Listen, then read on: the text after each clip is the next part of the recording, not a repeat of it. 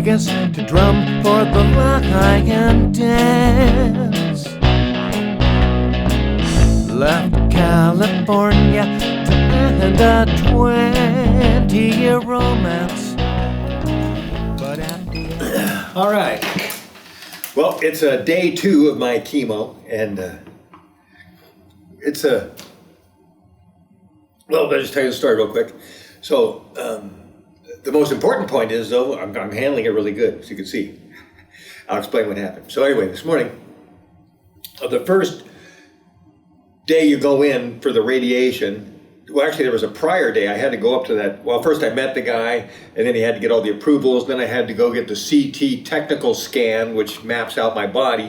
And then I had to go to them, which was yesterday, and they did my first radiation treatment based on the mapping they got from that other CT scanner. And then they put it in, and they were able to find the spots. And anyway, and so I actually today asked her what was going on. I'll tell you about that in just a minute. So anyway, so then yesterday was a little longer to set it up for the first time and do it. And so this time, and yesterday by the time they finally did it, my water had gotten through me and I had a reasonably full bladder for what they wanted. Now today I went in and I did almost the same thing, except maybe I was more dehydrated because I didn't even wake up for my sunrise urination, my senior pee. This morning at 6 o'clock. I passed that up, and then when the alarm went off at 7, I went into the bathroom, and there wasn't actually that much, so I think I am dehydrated. I need to drink more because of the chemotherapy. And but anyway, I drank my 24 ounces of water. I actually drank exactly 24 ounces of water, ate with my meal, and then I waited 15 minutes and drank the other the 16 ounces for the total of 24. And then that was 45 minutes before my appointment. Now I didn't know if there was gonna be rush hour traffic or something. I've never traveled around Lancaster in the morning much. So anyway, I gave myself a lot of time. And so anyway, I gave myself 45 minutes to get someplace. It only takes 20 minutes. So anyway, I drank all my water. Then I went out and got in my car. I drove down there. And I got there early, and obviously, and got in there. And they actually were able to take me in. They just had these appointments for like 10 minutes at a time. They zap you and they bring the next person in. So they got like maybe 5 to 6 people an hour booked in there. So they slid me in early, but the water hadn't gotten there. I said, oh man, your bladder's not half full. They gave me a 16-ounce thing to drink and then said, okay, go wait out there. And then when I was waiting out there, they came checked on me. I said, I have to go to the bathroom, but I'll drink another one. She said, okay, sure. They gave me another one. So I had drank 24 ounces, 8 with my breakfast, then 16. And then I drank 16-ounce water bottle, and then I drank another 16-ounce water bottle, and waited about almost half an hour, and then they took me back, and they said, oh man, your bladder was full, it was great. So, and they were able to do it. And I didn't have to go to the bathroom that bad. So there is, I guess my bladder can be full at some point before I feel uncomfortable. Maybe that's what I'm misunderstanding.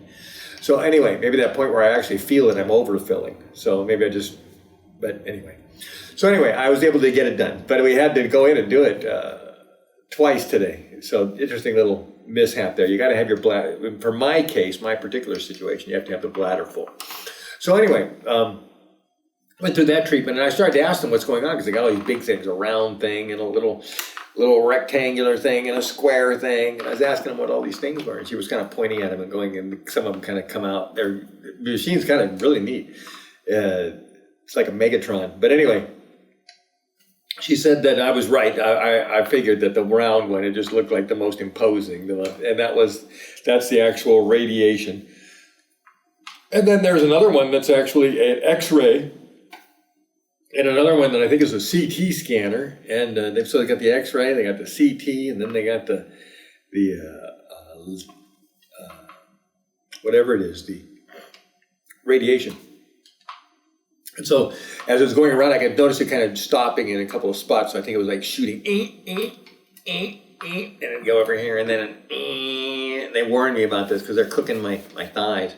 And so anyway, I actually don't know I'm kind of keeping my eyes closed, just kind of hanging out. I got to hold really still too, so I'm kind of up to. In fact, what I do is I lace my fingers together. If I don't lace my fingers together, they might kind of slip away.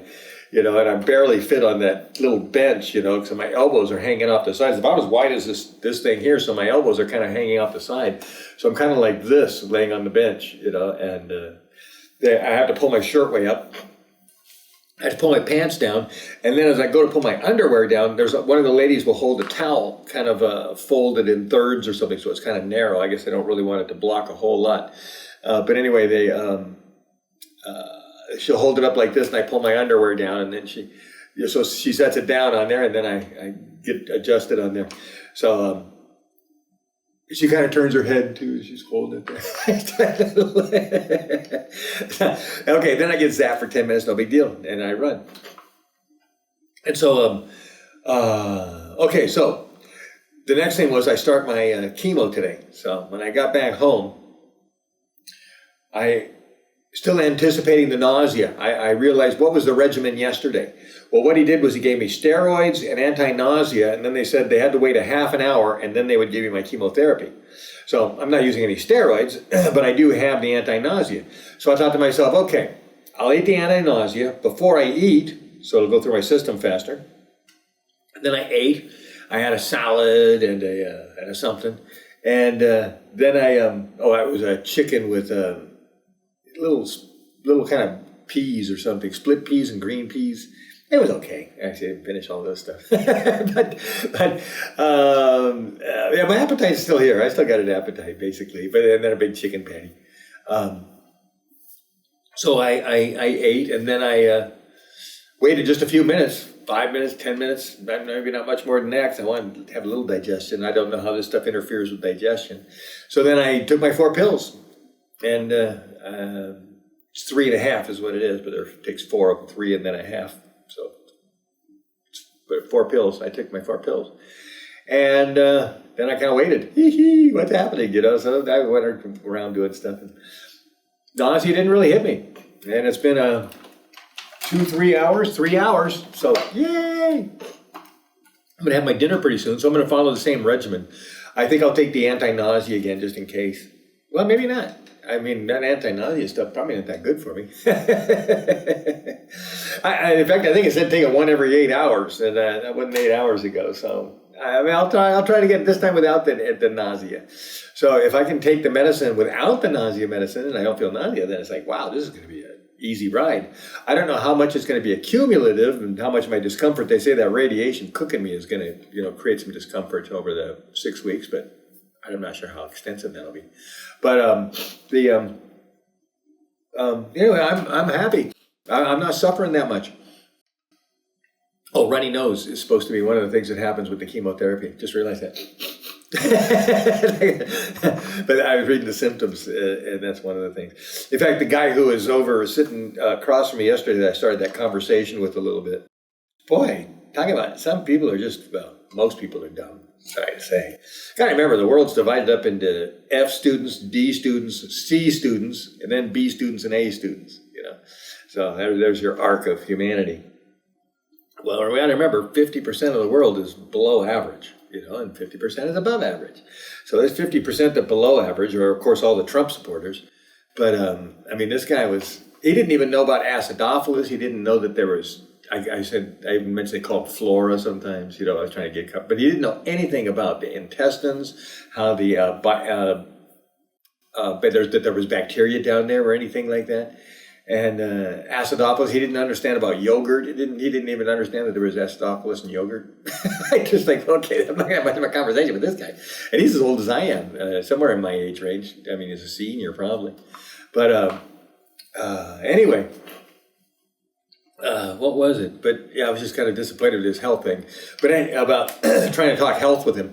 But anyway, in terms of my health, that's the other thing. I do take some acidophilus every day. So if this stuff's killing all my stuff, you know, then I got to keep taking the acidophilus. So I'll take that every day. And but anyway, it looks like I'm going to be okay. I'll keep you posted. Let's just do this every day, and I'll keep telling you what's going on. Maybe there's be some interesting stories going on in the midst here. But I'm just glad I don't have to have that. They call it a port. They take a tube and they find that artery somewhere above your heart, and they run a little tube. It's the same thing they do with your arm so that they can then stick all the needles in it. They put that little stint. I call it a stent, but maybe that's not the name of it. They put that thing in your thing, and then they can connect the needles into that and the injections and everything. So anyway, but they do that up here in your shoulders, make it so you can move around, I guess, and have more of a life, instead of having it on your arm where you might have a problem. And then they have to have that thing and have it for 6 weeks. They got this thing stuck in their vein, and then every day they just tap into it and give their injection.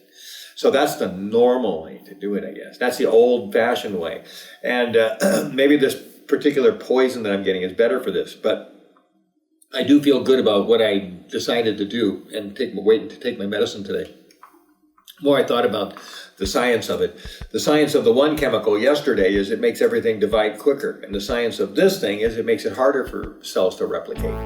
So they would have worked against each other yesterday. I'm glad that I didn't mix the chemicals together like the nurses told me to. So anyway, like I said, just started the other chemo. Now this is the capecitabine. I think I showed it to you already. So anyway, there you go. What else I want to say? In terms of this, I'm glad I'm feeling better. I mean, I'm feeling worse, but I complain longer. I don't know. But anyway, I'm glad to feeling good. And I was worried about if I'd be able to do any kung fu classes, and so I think it looks like I'll be able to still keep going with my kung fu classes during the sick. Well, I was going to do them anyway, no matter what. But I didn't know if I was going to be all limited. Maybe I wasn't going to record them because they're going to be bad quality. But if I can feel like this, I'll be fine. So anyway, good. Chemotherapy day number 2. Let's see if I can keep smiling like this. Living in the backyard of a Freemason. He put me to work laying concrete and cleaning. But at the end of the month, he said, "It's time you were leaving. Use me for something you need.